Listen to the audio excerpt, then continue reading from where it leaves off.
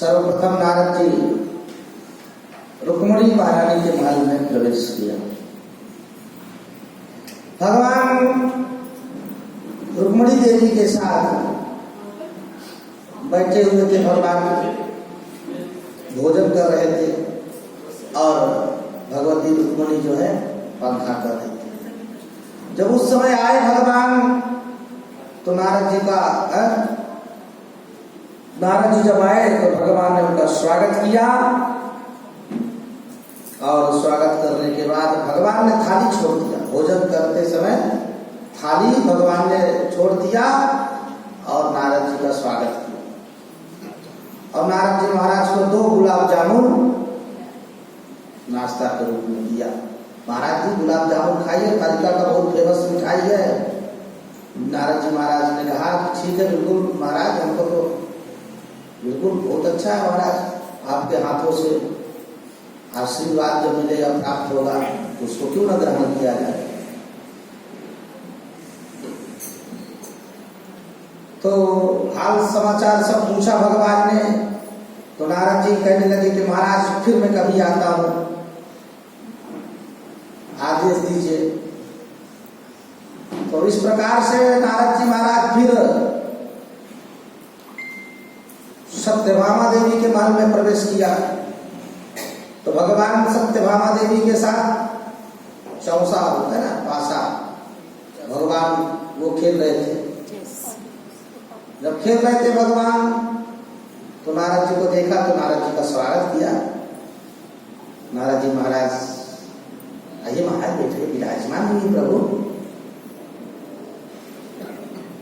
तो नारद जी महाराज देखा कि भगवान तो वहां भी थे यहाँ भी है, ठीक है शायद कोई शॉर्टकट रास्ता बनाया होगा तो घुस किया है।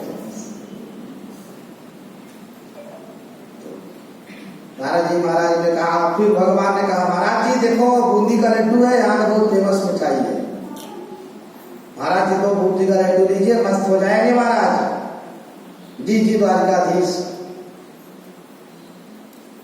तो इस प्रकार से 2 लड्डू नारद जी महाराज ने ग्रहण किया। अच्छा महाराज सब ठीक है, कुशल है, सब आनंद है महाराज, फिर अब कभी आते हैं। ठीक है जैसे महाराज जी पधारते रहिए, ऐसे ही महाराज आप संतों का दर्शन से कोई पाप भूलते हैं। अब नारद जी महाराज जामवती देवी के महल में प्रवेश किया। अब जामवती देवी के महल में जब प्रवेश किया तो जामवती के बाल जो बच्चे थे भगवान के साथ खेल रहे थे। अब सबको भगवान पिता बच्चों के साथ जिसे जो दुलार प्यार करता है उसी प्रकार से भगवान कर रहे थे। नारद जी जब प्रवेश किए महल में तो भगवान ने देखा तो नारद जी का स्वागत किया, आसन में बिठाया और महाराज जी के सामने भोजन नाश्ता पानी सब जलपान चाय नाश्ता सबकी व्यवस्था करनी पड़ती है। सो भगवान ने बढ़िया कलाकंद ला करके दिया। नारद जी महाराज ये द्वारिका की सुंदर कलाकंद है, मिठाई बहुत फेमस है, महाराज दो जरूर लीजिए। तो नारद जी महाराज ने दो दिया।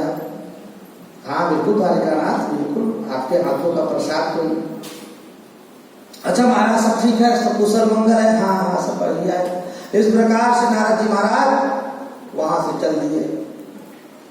और जब वहां से चल दिए अब इसके बाद भगवान नारद जी महाराज भगवान कालिंदी के महल में, जब कालिंदी के महल में भी भगवान विराजमान है, भगवान आराम कर रहे थे थोड़ा सा और कालिंदी देवी भगवान के चरण दबा रहे थे।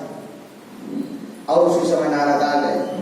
जब नारद आ गए तो नारद जी कालिंदी देवी विजय होकर के प्रवेश किया। आइए आइए महाराज आइए, आपका स्वागत है। भगवान नारद जी ने स्वागत किया नारद जी का। और इसके बाद दो बढ़िया बर्फी नारद जी महाराज को जलपान में दिया। अब इसके बाद भगवान सत्या देवी के महल में सत्या देवी के साथ भी भगवान विराजमान थे।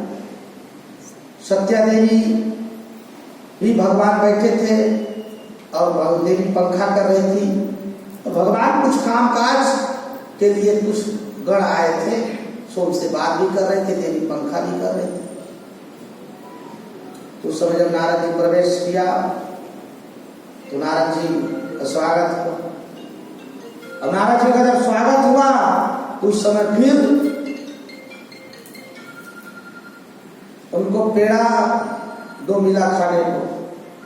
अब नारद जी महाराज का पूरा पेट भर गया। नारद जी महाराज मन भी भर गया और पेट भी भर गया। और जब बाहर गए प्रणाम करके कि भाग नारद भाग, तो खाते खाते ही तो मर जाएगा। सो नारद जी महाराज वहां से हाथ जोड़ करके जय हो गोविंद तुम्हारी लीला तुम ही जानो, अब यही से प्रणाम करते हैं और निकल जाते हैं। सो वही से नारद जी महाराज निकल। तो भगवान सर्वंतर्यामी है, भगवान सर्व समर्थमान है और भगवान सर्वशक्तिमान है। भगवान सबके हृदय की बात टटोल करके जान जाते हैं, देख भी रहे हैं। जो कोई छुपा के भी रखता है सीक्रेट, हाँ वो भगवान उसको भी टटोल करके जान देते हैं, इतने अंतर्यामी भगवान। सो तुम जानो अंतर्यामी पूर्व मोर मनोरथ स्वामी। सो तुम जानो अंतर्यामी पूर्व मोर मनोरथ स्वामी। हमारे मन में क्या मनोरथ आने से पहले भगवान जान लेते, ये कितने बड़े भगवान समर्थवान। एक दिन भगवान अपनी देवी को, अब इस तरह से भगवान के 10 पुत्र हो गए, एक कन्या हो गई। कन्याओं का भी भगवान ने विवाह कर दिया। और भगवान ने जितने भी पुत्र थे उन सब पुत्रों के भी 10-10 पुत्र और एक कन्या। इस प्रकार से भगवान का 56 करोड़ का परिवार हो गया।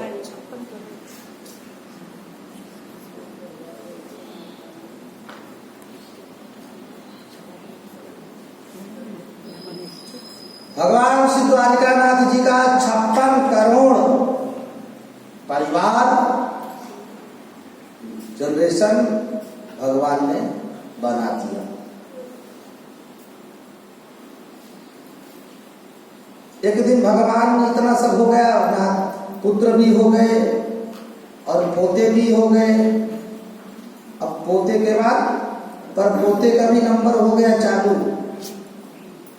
तो एक दिन भगवान रुक्मणी देवी पंखा कर रही थी, भगवान भोजन कर रहे थे। सो भोजन करने के बाद भगवान ने सोचा कि थोड़ा सा मनोरंजन कर लिया जाए। हमारा रुक्मणी कभी जो है झटापटी नहीं हुई है। झटापटी समझते हैं?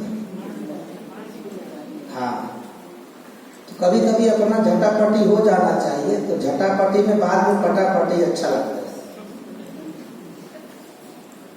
तो भगवान ने कहा कि बहुत दिन हो गया, कुछ वार्ता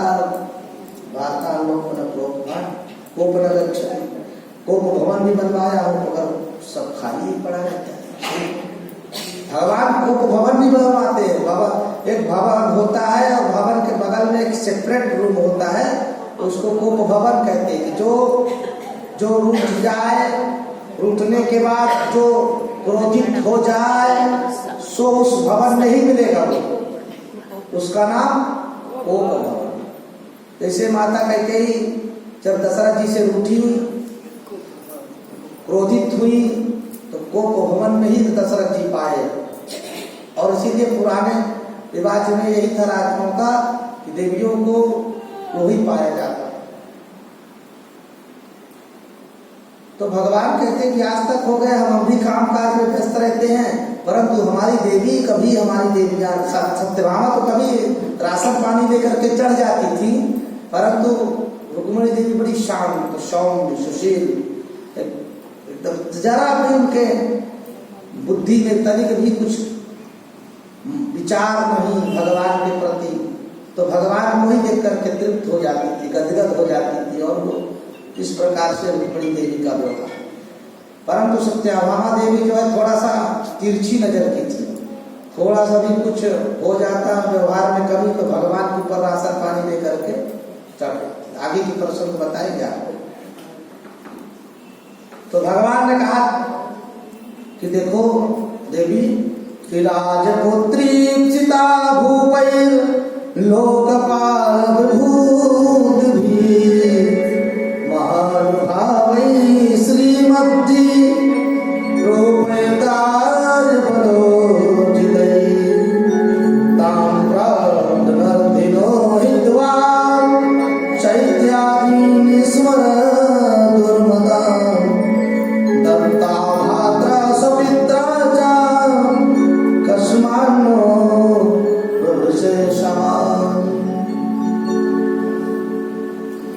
भगवान कहते हैं कि देवी तुम, मैं तो यही सोच रहा था कि जिस समय मैं तुम्हारा पत्र आया, तुम्हारे पत्र के बाद मैं कुंडिनपुर गया। कुंडिनपुर कल एक बहन जी बोल रही थी कि महाराज उस वहां का नाम कौंडिल्यपुर है। हाँ, कौंडिल्यपुर। तो उसको भागवत में कुंडिनपुर ही लिखा है, तो हम वही रखे हैं। अब चूंकि ये प्रेस वहां की है, यूपी की है, तो भाषा में भी थोड़ा अंतर है। जैसे अभी कहते हैं ना कि हाँ को, जिससे कहते हैं कि बेटा इधर कोने पे ले ना, कोने पे रखते उसको, तो इधर के लोग बोले कोपचे में रखते, कोपचे में। तो भाषा शैली का भी थोड़ा सा फर्क है। फिर हमको कल डाउट हुआ कि हम गलत तो कहीं नहीं बोल गए, तो जा करके हम उसको फिर उसमें जा करके शब्द को ढूंढा हमने, तो फिर कुंडिनपुर लिखा था। तो हमने कहा ठीक है, भगवान करे बाड़ी अच्छी निकल गई थी, नहीं तो फिर सीधा लोक सत्ता में बातें पहुंच जाती। तो भगवान ने कहा देखो देवी, हम तुम्हारे पत्र के अनुसार गए भाग करके, परंतु देवी ये हमारे समझ में नहीं आता कि तुम्हारे सब भाई लोग हमसे बैर रखते थे। शिशुपाल भी बेचारा मुंह मार के रह गया, और तुम्हारे ये सब भाई लोग भी कहते थे कि इसका कोई खानदान का पता नहीं, इसके कोई माता पिता का कुछ पता नहीं, भगोड़ा है, ये है वो है।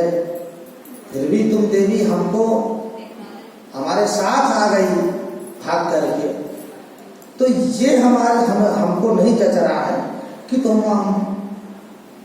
हमारे ऊपर ऐसा क्या मेरे ऊपर व्यवहार मेरा देख करके तुम चली आई। हम यही सोच रहे हैं कि काश अगर शिशुपाल के साथ अगर तुम्हारा विवाह होता तो जो सुंदर चेदी नरेश दमघोष के पुत्र थे, जो कि माने जाने राजा के पुत्र था, उसमें तुम्हारी कीर्ति भी बनती, तुम्हारे पिता भाइयों की भी कीर्ति बनती। परंतु न जाने तुम मेरे भी कौन से गुण में तुमने देखा हम जैसे गवार ग्वाले को तुमने वर्ण कर लिया, विवाह कर लिया।